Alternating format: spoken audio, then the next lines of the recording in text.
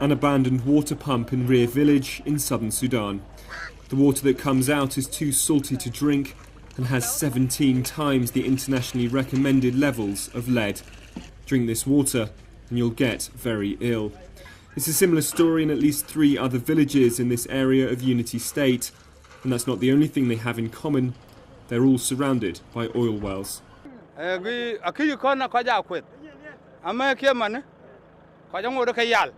Since the oil people came here, nothing has improved.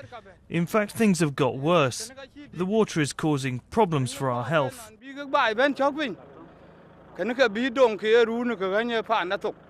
It's easy to contaminate groundwater during oil drilling. The bore is drenched with chemically enhanced water to stop it from overheating. Thick plastic linings usually prevent the chemicals from leaching into the soil, but there's no evidence of them being used here. And when the crude is brought to the surface, the water in the oil sludge needs to be cleaned thoroughly to remove the many impurities.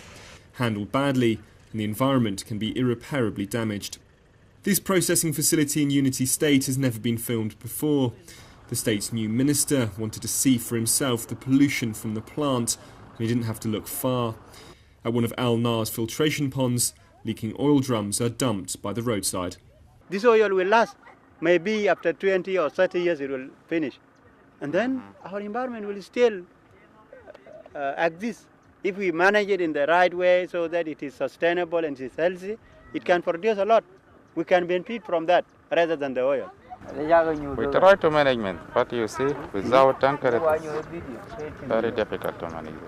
It's the same situation at Toma South. The last stage in the filtration process, this pond is supposed to contain only clean water.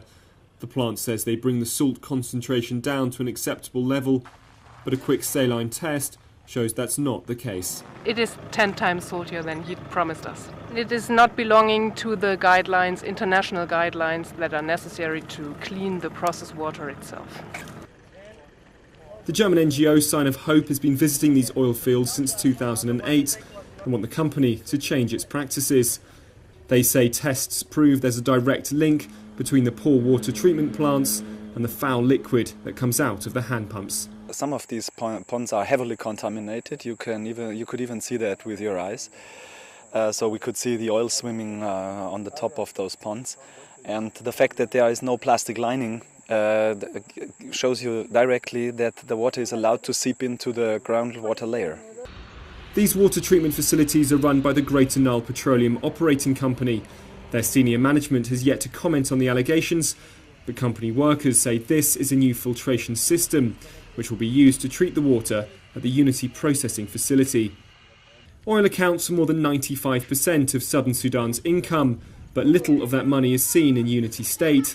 Water is a far more precious commodity.